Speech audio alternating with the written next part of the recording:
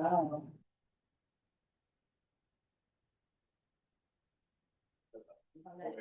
à la séance à la séance extraordinaire du Conseil de municipalité de Saint-Louis-sur-Richelieu, qui se tient le mercredi 21 janvier 2026 à 19h dans la salle du Conseil, qui est située au 275 rue Nelson, conformément aux dispositions du Code municipal de Québec. On présente le président Faction. Bonsoir. M. Logano. Bonsoir. M. François Richard. Bonsoir. M. Marc-André Cran. Bonsoir. Et M. Maxime Tremblay. Bonsoir. Alors, je constate le quorum. Aussi, je tiens à mentionner la présence de notre directeur général, M. M. André Chardon, et de notre greffière, Mme Lynn Ross. Alors, la séance est ouverte. Alors, le point de vue, c'est la notification de les convocations. Je confirme que l'avis de convocation a été notifié à tous les membres du Conseil par un moyen électronique le 7 janvier 2026. Donc, messieurs, vous avez eu connaissance de l'ordre du jour de la séance de aujourd'hui. Si vous êtes satisfait, j'aimerais avoir quelqu'un pour proposer, quelqu'un pour appuyer. François Pérez, propose. Monsieur François, Monsieur Charles, d'accord, oui. Monsieur Loiseau, oui. André, oui. Alors, c'est résolu à l'unanimité. Maintenant, ça va être la présentation suivie de l'adoption du budget. Ce soir, le conseil municipal procédera à l'adoption de ces prévisions budgétaires pour l'année et à l'adoption du plan triennal d'immobilisation pour les années 2026, 2027 et 2028. Cette année, nous décidons un nouveau rôle triennal, considérant l'impact financier que peut avoir cette application sur notre communauté. Nous avons décidé de réduire le taux de taxation.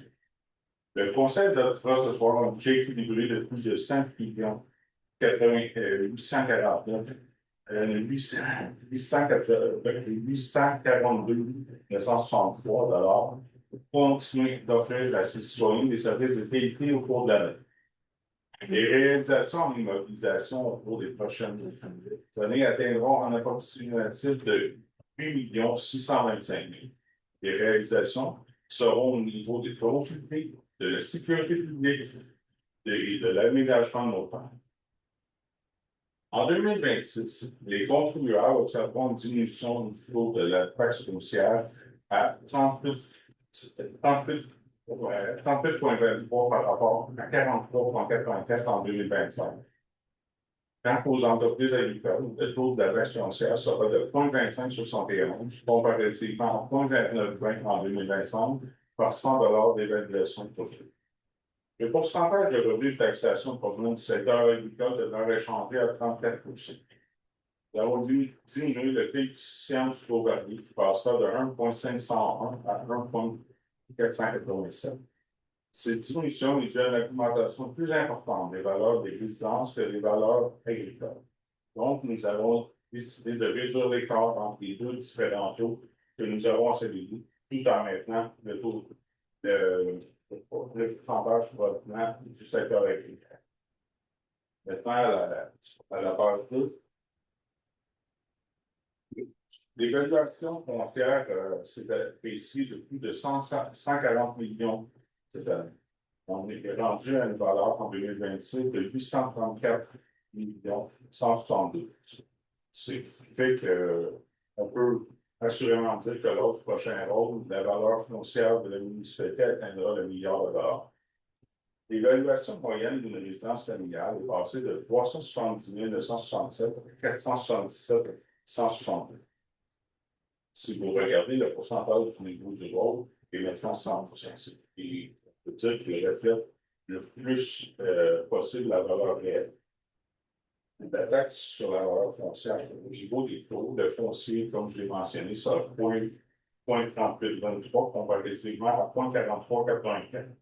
Tandis que le secteur agricole est de 0,2571 comparativement à 0,29.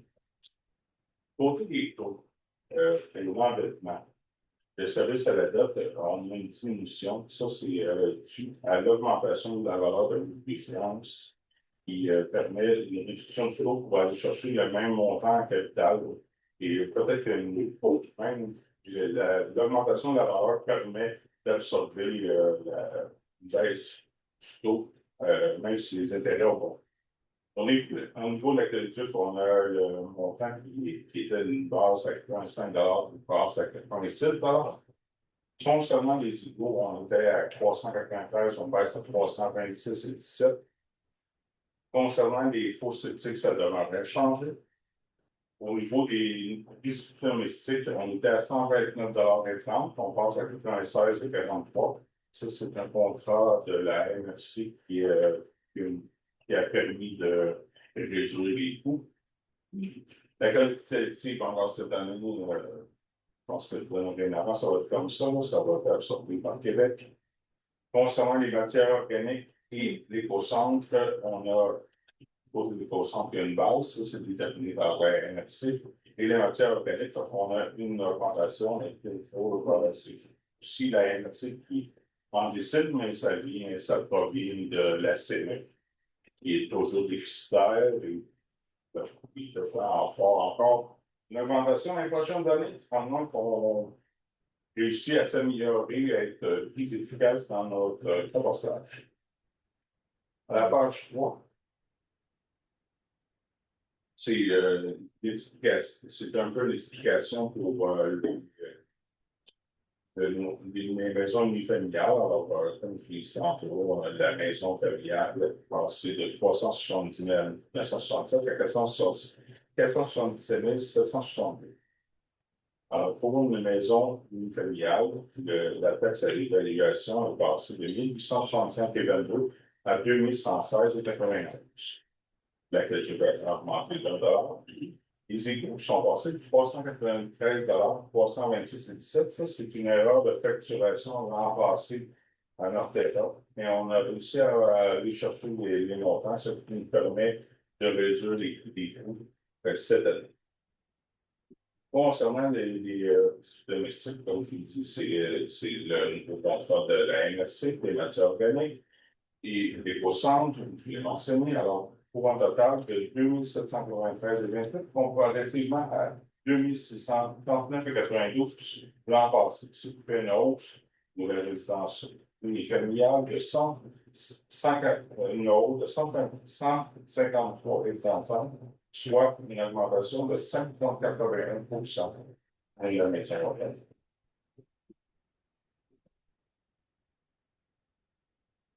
Pour la page 4, maintenant, si on a dans la comparaison des budgets 2025 et 2026, que ce soit pour les revenus et les charges, pour les taxes, on va chercher 5 68 300. Le paiement tenant des taxes, ça, c'est les institutions, que ce soit les bureaux de poste, l'école et tout ça. Ça, on va chercher un 24 600. On a l'imposition des droits, je crois que c'est la taxe du bien-être, monsieur. Alors, on va chercher cette année, on a budgété d'aller chercher 220 500. Les intérêts, ça, c'est souvent sur les taxes impayées. Alors, c'est 115 692 comme une pension autonome. Et si on se voit sur 2025, on avait budgété 135 230. Alors, pour le total des revenus, c'est le 5 842 963. Du côté des dépenses, l'administration générale, on passe de 875 635 à 828 530. Ça, c'est 12 895 de plus. C'est l'augmentation des salaires, des charges sociales, et puis la quote la MRC va augmenter. Pourquoi ça augmente juste de 12 000, c'est que l'an passé, il y avait un poste qui était mis dans l'administration générale, et que cette année, ça va retrouver dans les lois de la culture. Du côté de la sécurité publique, on a une augmentation de 30 128 de plus, c'est environ 20 000 de plus que ce qui nous charge, plus environ 10 000 qui vient du contenu qui est en augmentation. Du côté transport, on a 46 338 de plus. On a un nouveau employé, on va engager un nouvel employé pour la voirie.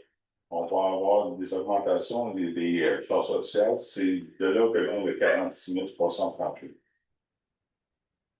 Ensuite, pour l'hygiène fluidique, on a 79 000 de moins. Ça, c'est 16 000 de moins qui est la cote-part de la MRC qui diminue. Et il y a un 41 000 qui est la cote-part de la MRC pour la faillite des autres qui diminue.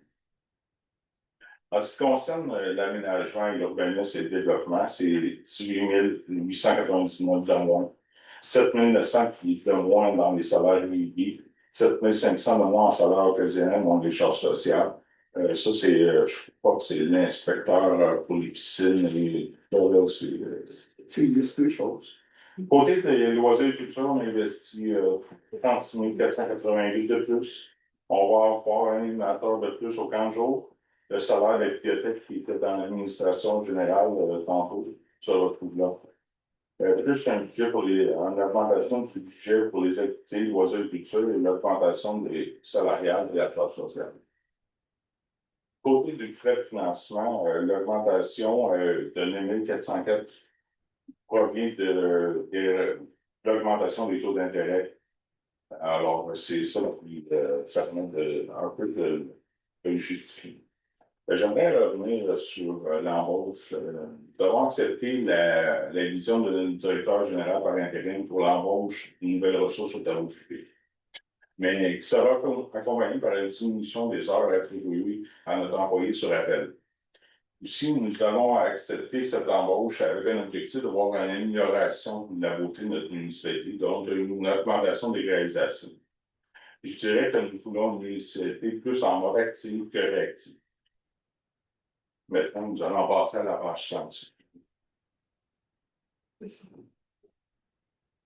Alors, la page 5, c'est un peu un diagramme circulaire pour vous démontrer l'importance des revenus de taxation pour notre municipalité.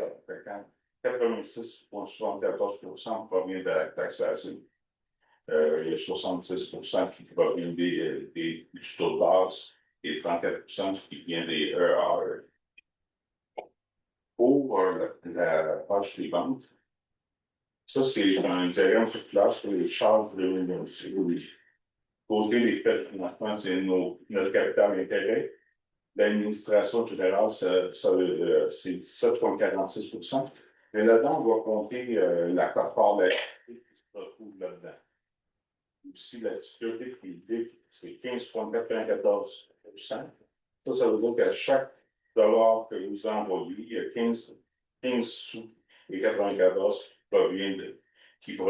qui s'en va pour la police, les cadets et les pompiers. Aussi, du côté du transport, c'est un pourcentage de 21,77 c'est les travaux publics, c'est aussi le déneigement. Alors, c'est c'est un poste très important. Pour l'hygiène du milieu, c'est 27,33. Là-dedans, on a l'éco-centre, on a la IBR, la Régie d'aqueduc, et on a les vidanges. Alors, du côté de l'urbanisme, c'est 3,74 Ça nous permet d'appliquer les permis, de voir l'application des permis, de voir que les règlements sont bien respectés, et ça nous permet d'avoir un PIA et de pouvoir répondre à l'ensemble des demandes. Du côté des loisirs et culture, c'est 9,50 qui sont attribués aux loisirs et à la culture. Maintenant, la page 7, monsieur, pardon, c'est Lévy. Avec plaisir, M. le maire. Pardon. Cette page-là, c'est très simple. On appelle ça la conciliation des fins fiscales. Pardon. Vous avez 2025 toujours à droite et 2026 à gauche. Le premier item, c'est le remboursement de la dette à long terme, moins les subventions qu'on reçoit du gouvernement. 2025, on parle de 590 329. 2026, 757 200. Et après, c'est les affectations. D'investissement, il n'y en a pas eu. L'autre, c'est accédant de fonctionnement non affecté. Le 80 000 2025-2026, c'est la maison des jeunes. On a une entente, là, on a signé une entente avec la maison des jeunes pour 5 ans. Là, il y a 52 ans. Et on aimerait, le conseil aimerait qu'éventuellement la maison des jeunes s'autofinancent eux-mêmes, mais on a une entente, on doit payer 80 000 par année. L'excédent de fonctionnement non affecté, c'est 0 2025-2026. Fonds de roulement. En 2025, il y avait un 37 860 et pour l'année 2026, le 27 500 pour 2026. C'est quoi un fonds de roulement? C'est dans le fond, c'est de l'argent que la municipalité s'est mis de côté. Puis là, on s'autofinance. Au lieu d'emprunter, on va chercher l'argent dans le fonds de roulement qui a zéro intérêt parce que c'est l'argent que la municipalité a mis de côté durant toutes ces années-là. Et finalement, le fonds en réserve élection. 2025, naturellement, le montant était plus élevé, 22 500. Pardon, parce que vous savez qu'il y avait des élections à travers le Québec en 2025, en novembre. Cependant, on n'a pas le choix de mettre 7 500 dans le fonds de réserve élection, au cas où qu'il y ait un conseiller ou un poste tombe vacant. Je dois avoir de l'argent pour faire des élections en 2026. Et voilà, absolument. Oui, alors maintenant, nous allons procéder à l'adoption. Alors, attendu que le Conseil municipal a procédé à l'étude de ces prévisions budgétaires de l'exercice 2026, attendu que conformément aux dispositions de l'article 956 du Code municipal, une avis public a été donné le 7 janvier 2026 relativement à l'adoption des prévisions budgétaires 2026. Attendu que conformément à l'article 957 du Code municipal, le budget ou programme triennal d'immobilisation adopté ou un document explicatif de celui-ci sont distribués gratuitement à chaque adresse civique sur le territoire de la municipalité. En plus, au lieu de cette discussion, le Conseil peut décréter que le budget ou le programme triennal ou le document explicatif est publié dans un journal diffusé sur le territoire de la municipalité. Alors, j'aurais besoin de quelqu'un pour proposer l'adoption du budget, tel que les documents qui nous ont été présentés. Alors, est-ce que quelqu'un propose? Monsieur François Berton propose. Monsieur Le Oiseau appuie. Monsieur Charles Bonneton, monsieur Dan Couette. Monsieur André. Alors, c'est résolu à l'unanimité. Alors, maintenant, ça va être la présentation et l'adoption du plan triennal d'immobilisation 2026, 2027, 2028. Alors, pour l'année 2026, nous avons prévu en 2026 que nous allons réaliser le pavage de remplacement des ponceaux pour le Ragnotte Ouest au montant de 1 500 000.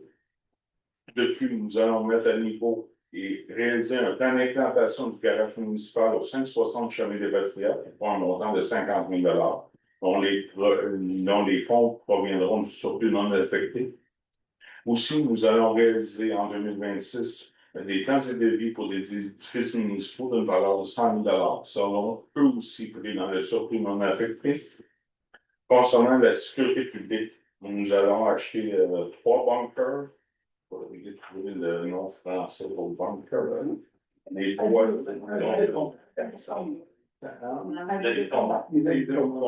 Merci. De 25 000 pour. Et dans l'entretien du bâtiment de la caserne, on a 137 000 qui vont être réalisés pour cet édifice. Ils proviendront du règlement d'emprunt. Aussi, dans le loisir culturel communautaire, nous allons investir 100 000 au chalet de loisirs, que ce soit pour que la salle de bain soit plus accessible en tout temps. Nous allons une réflexion des terrains français, un meilleur regroupement, aussi que le sol soit rénové. Et puis, aussi, nous allons. Et puis, le chalet loisir dorénavant, après la réalisation des travaux, il sera prévu que le chalet loisir accueille la maison des jeunes. Aussi, au parc des loisirs, il y aura la réalisation d'un module de jeu sec d'une valeur de 150 000 qui sera prévu aussi dans le surplus non affecté. Aussi, nous allons réaliser au parc des loisirs un terrain de pickleball d'une valeur de 300 000 qui lui proviendra d'un règlement d'emploi.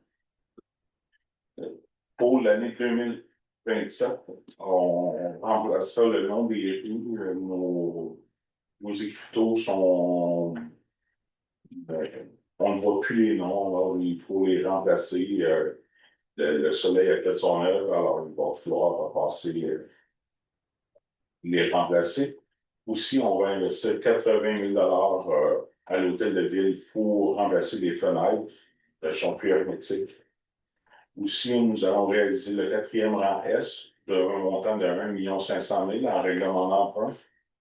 On va prolonger l'aqueduc de la route 137 qui est d'une valeur de 750 000. Ça proviendra de subventions d'une thèse de secteur si les résidents du secteur l'acceptent. Aussi, nous prévoyons en 2027 une mise à niveau de l'ouvrage d'assainissement des eaux usées de 2 millions, qui sera fait en règlement d'emprunt et je pense que si on aurait pu rajouter en subvention.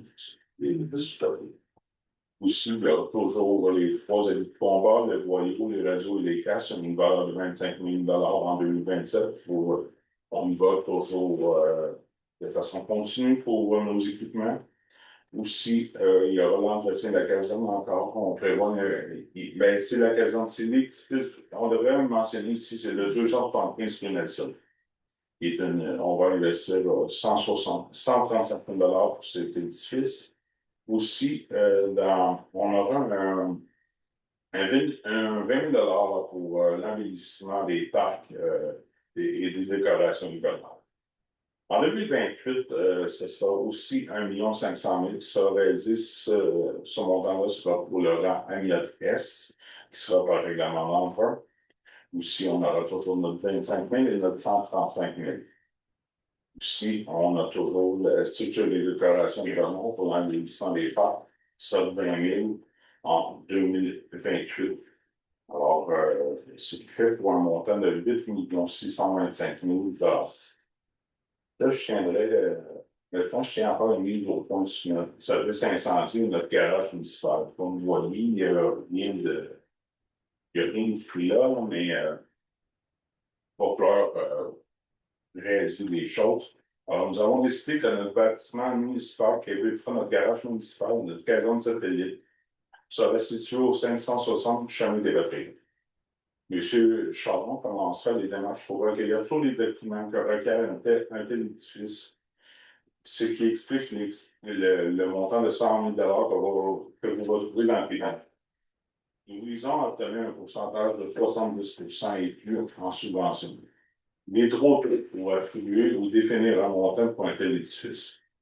Le 50 000 lui, c'est pour faire un plan d'implantation pour définir si le bâtiment existant restant a toujours sa place et si c'est le cas pour l'électrifier et ajouter une benne de béton pour permettre d'entreposer du matériel sans que ce matériel dépérisse. Vous avez remarqué une grande absence dans ce pays. C'est la maison vécinale. Nous allons convenu à l'unanimité que le vie municipal de la maison vécinale est terminé. Les coûts seraient trop importants à supporter pour notre communauté malgré les subventions. Nous désirons trouver un acheteur qui remettra à niveau la maison vécinale. Le privé n'aura pas à répondre aux mille et une exigences qui exigent un édifice municipal. Ce n'est pas la nature de la vocation projetée qui nous a amenés à prendre cette décision. C'est plutôt que nous avons jugé que l'importance des coûts était trop élevée pour les besoins municipaux qu'elle pouvait remplir dans notre communauté. Maintenant, nous allons procéder à l'adoption de notre équipe. Entendu que le programme triennal de mobilisation 2026, 2027, 2028 vous est présenté, alors, si quelqu'un est prêt à proposer d'adopter le projet triennal de mobilisation 2026, 2027, 2028, annexé à la présente résolution, au montant de 8 625 000, et de publier ce programme triennal d'immobilisation dans le bulletin municipal de Dionysien, lequel est diffusé sur le territoire de la municipalité. Alors, j'aurais besoin de quelqu'un pour proposer, quelqu'un pour M. François Richard qui propose, et j'ai M. Tremblay qui appuie. M. Tremblay au commentaire. Oui. M. Loiseau. Oui. M. Berthier. Merci. Alors, on est rendu à la période de questions. Alors, si vous avez des questions, c'est le moment. Le Tremblay. Le Tremblay, président de la Société des Chevilles, Histoire de l'Économie. Hier, au Conseil, vous avez manifesté le désir de former un comité pour l'étude de futur d'un centre de multifonctionnel, est-ce que vous avez affublé la demande à ce comité de vérifier pour voir s'il n'y a pas d'autres bâtiments dans la municipalité qui pourraient répondre Le besoin de sous, là, on va se concentrer sur c'est la prochaine qu'on se concentre sur le budget. C'est pas facile, je vous demanderais de revenir à un minimum de 50 pour qu'on puisse anticiper et répondre à vos questions, sûrement. D'accord. D'ailleurs, si je peux me permettre, M. le maire, la période de questions doit porter exclusivement sur le budget. Merci. Moi, je suis à Chicago. Le Rania Ouest, Oui. lorsque les travaux majeurs ont été faits sur le village Saint-Denis, ils ont tous dévié le trafic de la 133 sur le Rania. Oui. Ils devaient avoir une somme d'argent pour le mettre en condition. Oui. C'est des années où j'ai fait beaucoup de vélo éditeur pour un gros, là. Puis j'ai pas eu l'image d'une route faite en neuf. Donc, ça reste que les dommages étaient si minuscules qu'on n'aurait pas eu de chèque. Mais là, vous faites référence quand les égouts ont été réalisés dans nos villageois. Pourquoi il avait été décrit le transport, M. Derouille? C'est parce que tous les rangs, quel que soit le rang rural, n'est pas construit pour recevoir le trafic du semi-remorque. À ce moment-là, quand la 133 s'est trouvée bloquée, ils ont tous dévié le trafic sur le Miotte ouest. Oui. Puis, c'est Huard, Fernand Huard qui a pris des photos là, pour donner la garantie des dommages qu'il y aurait après. Alors, qu'est-ce que. Je ne comprends pas la nature de. La question, c'est de savoir, est-ce qu'on a eu de l'argent pour la reconditionner, est-ce que ça peut être refait? Ben, Là, on va si sortir on a un- eu la faute immédiate, puis on a encore besoin d'en. Ça a ça de réponse que je peux te donner. Mais elle n'a pas été refaite. Non. C'est ça que je veux savoir. Ben là, je sais pas à quelle année vous vous référez. Ben, l'année des Je travaux. pense que ça fait plus de 20 ans là, ce que vous dites. Oui, mais ça met le restant de la municipalité, il y a plus que 20 ans partout pareil. Là. Oh, oui, on s'en va d'accord. Et elle sert plus en décrépitude que n'importe quel autre, je comprends bien. C'est ça qu'on. Nous autres, qu'est-ce qu'on fait, c'est une amélioration de notre réseau d'outils, alors on va graduellement. C'est là qu'on a décidé de commencer par cela. C'est le seul Monsieur qui en manque le plus présentement. Je te remercie. Monsieur Lucie, de l'Investigation. Oui, ben, j'en ai plusieurs. On va commencer par là. Bibliothèque, il n'y a pas. Bon, ben, Ça va, on n'a plus de bibliothèque. Oui, ça va être mentionné dans mon discours, mais on a budgété un montant dans le budget pour la location d'un local de façon temporaire. Parce que c'est un jeu de domino, là. En libérant une place, ici, si on construit une caserne au 560, l'édifice va peut-être servir à ça. Peut-être qu'il y a d'autres édifices dans le noyau villageois qui vont devenir disponibles pour accueillir une bibliothèque. Mais il est sûr et certain que nous voulons une bibliothèque. C'est là qu'on voit le 400 000 ici. Là. Parce que là, on a 135, 135, 135. Est-ce que ici, ça va être on ne prévoit pas se départir de l'édifice? Ça fait une bibliothèque peut-être. Ça va dans l'éventualité. Mais on prévoit investir sur l'édifice-là parce qu'il y a besoin de sa structure et tout de l'entretien. Deuxième intervention, c'est pas une question, juste une félicitation. Je vous félicite de vous départir de la maison Rosina parce que c'était devenu peut-être un problème pour la municipalité. C'était trop gros pour la municipalité. Ça. Un privé va bien faire les choses. J'espère. Bon. Je vais laisser passer d'autres questions. Oui. Oui, monsieur Leroux. Oui, je suis d'accord. Je veux savoir quel est le taux d'augmentation entre les rôles des triennales que vous aviez à la municipalité de Saint-Denis. 2023, 2024, 2025 et le rôle triennal 2026, 2027 et 2028. Le taux d'augmentation entre les deux rôles triennales. Qu'est-ce que vous voulez savoir? L'augmentation de l'un par rapport à ça? Oui. Si je voulais. On passe, c'est plus que 140 millions. Qui a augmenté. Vous voulez savoir le pourcentage? Oui, le pourcentage, c'est 5, 6, 7 l'augmentation. Je sais que pour les licences, c'est à l'entour de 30%. Pour le secteur agricole, c'est 10%, mais là, il faut faire 834 divisé par 693. Là.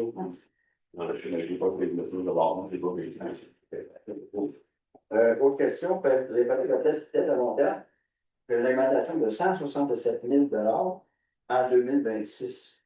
Alors qu'il y a une baisse de taux d'intérêt du taux directeur de la Banque du Canada à 2,25 et le prime rate des banques est baissé à 4,70. Oui. Vous avez augmenté les intérêts à 167 026. C'est quelle est la raison? M. Charon, vous pouvez m'aider, mais moi, ce que je crois, c'est que quand on a relevé, ça fait plus qu'un an ou deux, on était encore plus bas il y a 4-5 ans quand on a pris le taux. Puis les taux, C'est le point quand les taux sont venus à 1,5%. Et puis là, on renouvelle du cadre de la municipale, ça peut être 3,5, quelque chose comme ça. Donc, c'est là où vient la réponse, M. Charon. non, vous avez bien répondu souvent, mais un peu pour moi, comme ça, je ne peux pas vous donner le pourcentage, je vais le calculer, puis vous m'appellerez, on va se voir, vous venez au conseil, je peux donner la réponse. Ah ouais, il va y avoir le taux d'intérêt Ouais, ben, on a à peu près 22 règlements d'emprunt. Je peux pas vous dire lesquels, là. Ça varie.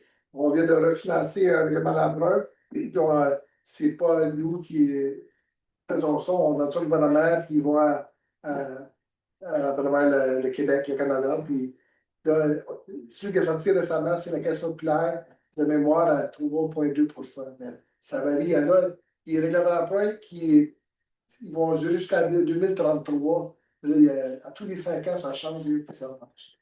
Je peux vous sortir le chiffre exact. Donc, le montant de la dette que la municipalité s'est liée actuellement, c'est pas.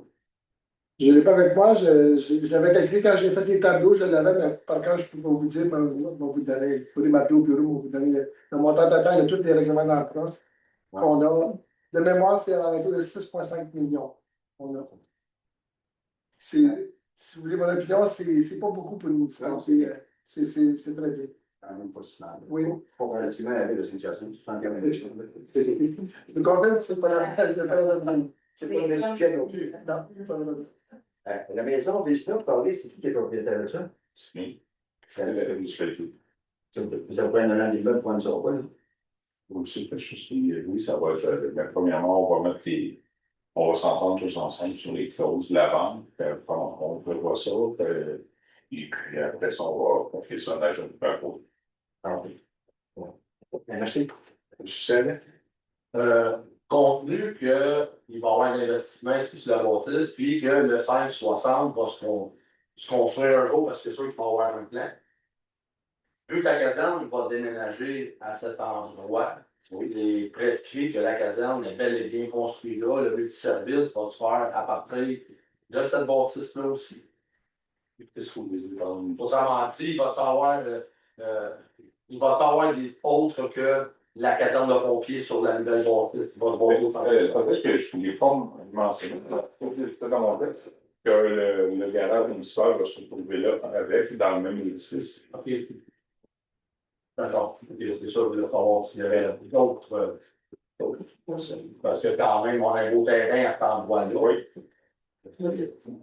Puis, le garage municipal, au moment qu'il va se défrayer à cet endroit, les autres bâtisses actuelles que la municipalité détient dans la municipalité, va-tu rentrer aussi dans ce budget-là? Parce qu'on a des entretiens qu'on fait comme le garage actuel où ce que les gens ont été déplacés, on a le garage OK.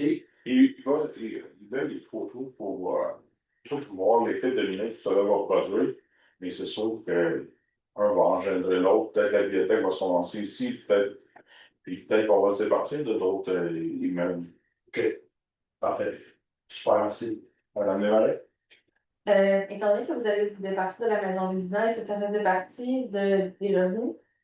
Est-ce que vous avez comme estimé les revenus de ça? Ils ne sont pas on n'a pas les revenus. Et ils ne sont pas budgétés présentement. C'est très bon. Puis ça, sinon, moi, j'ai aimé la question de M. Archambault par rapport à ce multifonctionnel. Ça aussi, je pense que c'est quelque chose qui devrait être là. Oui, mais là, le comité, c'est pas un comité, c'est un comité pour évaluer les besoins de la municipalité pour un centre multifonctionnel. Et ce comité-là s'il juge que la municipalité a besoin de centre multifonctionnel, il va venir convaincre, ou tenter de convaincre le conseil d'y aller de l'avant pour investir dans un centre multifonctionnel. Mais on peut retrouver, si on tenter de déterminer qu'on passe une sorte, mais dans le PPI, la ligne réalisation des plans et devis pour des édifices municipaux. Alors, cette ligne-là, là, ça peut servir pour le garage municipal, ça peut servir pour la caserne, mais ça pourrait servir pour la réalisation d'un centre multifonctionnel. Est-ce qu'il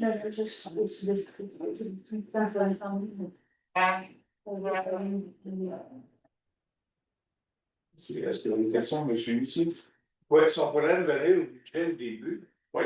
On a pour une maison unifamiliale. Oui. Là. Je vois une augmentation de 5,8. Oui. C'est une des plus grosses augmentations qu'on voit sur les taxes. Oui. Les environs. Oui, il faut dire que 5,8, on y parle. Saint-Jean, t'as 5%, je pense. Saint-Jean, on trouve 4,1. Mais nous, c'est. Vous savez que le TAL vient de nous donner 3,1 pour l'augmentation des logements. Oui. Il y a une belle différence. Oui, je sais. Mais nous, comment dire, c'est dans une vision que cette année, c'est peut-être la vision où que les prochaines augmentations vont être par des réalisations, des nombrisations. Je pense que avec ce budget-là, on va avoir une équipe qui va être capable de réaliser les projets qu'on a envie de réaliser pour les prochaines années. Et je pense que c'était le moment d'y aller avec cette augmentation-là. Bon, on est conscient de nous demander une réponse supplémentaire. On est conscient aussi que le taux de l'inflation est à 2,5%. Alors, on a supporté ça, on soustrait ça si on reste en dollars consumés. Ça veut dire que notre augmentation est de 3,5%, de 3,25%. L'inflation, automatiquement, est 2,5%. Nous, tout mon employé, moi, a augmenté de 2,5%. Oui, le normal, 2,5%. Est-ce, donc, une autre question? Oui, allez-y. Est-ce que le secteur agricole a le même pourcentage d'augmentation? Je ne l'ai pas compté. Parce que si je regarde les taux, mes yeux ne se rendent pas tout à fait. Je pense que le taux agricole a baissé comparativement. Les deux ont baissé. Les deux ont baissé. Les deux ont baissé. Mais plus que là. Auparavant, dans le secteur municipal, le taux varié agricole, on a un maximum qu'on peut, mettons, prenez le taux résidentiel, le maximum que vous pouvez calculer, c'est 0,66%. C'est le plus bas qu'on peut le descendre. Et nous, on le descend un peu moins cette année. On a réduit la différence entre les deux taux. À cause de l'augmentation plus importante dans le secteur résidentiel. Plus que le secteur résidentiel va augmenter, moins qu'il va y avoir des différences entre les deux. Parce que l'augmentation des valeurs de résidentiel a été forte. Oui. Ceux qui étaient contraires, ils les amenaient à l'intérieur. Donc, pourquoi on n'est toujours pas équitable entre le secteur agricole et le secteur résidentiel? Pourquoi le secteur résidentiel a toujours, depuis des années, payé plus cher que le secteur agricole? Le pourcentage est le même.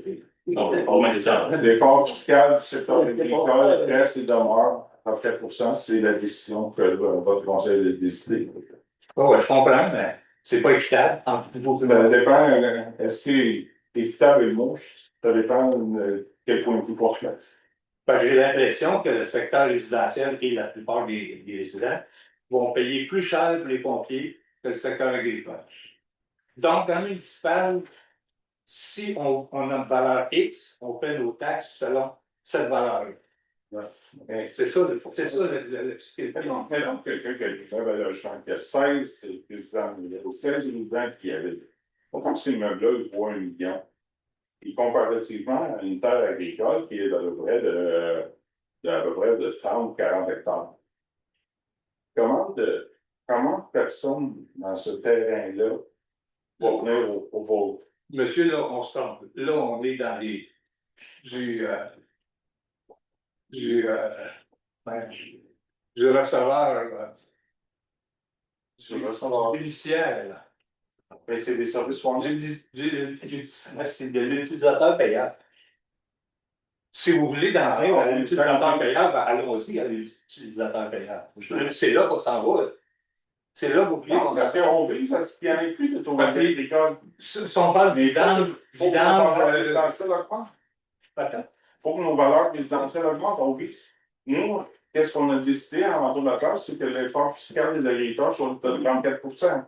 Plus que les résidences vont augmenter, il va se construire le développement, ça va augmenter les valeurs des résidences. Donc, le taux va au final, les agriculteurs vont payer 34% encore, mais il va y avoir plus de revenus qui vont venir du secteur résidentiel. Puis je vous comprends, mais la fiscalité, une personne, que ce soit une entreprise agricole, une entreprise de garage, que ce soit n'importe quoi, si ça vaut 1 million, c'est 1 million pour tout le monde. On paie les taxes également.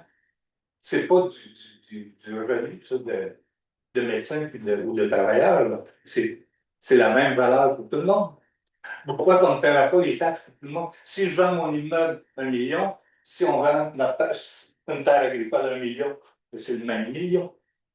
Pourquoi on ne paie pas les taxes également? Sur nos valeurs, la fiscalité municipale, c'est là-dessus. C'est selon ta valeur terrible. Non, c'est de la façon que vous le concevez, mais C'est la plus.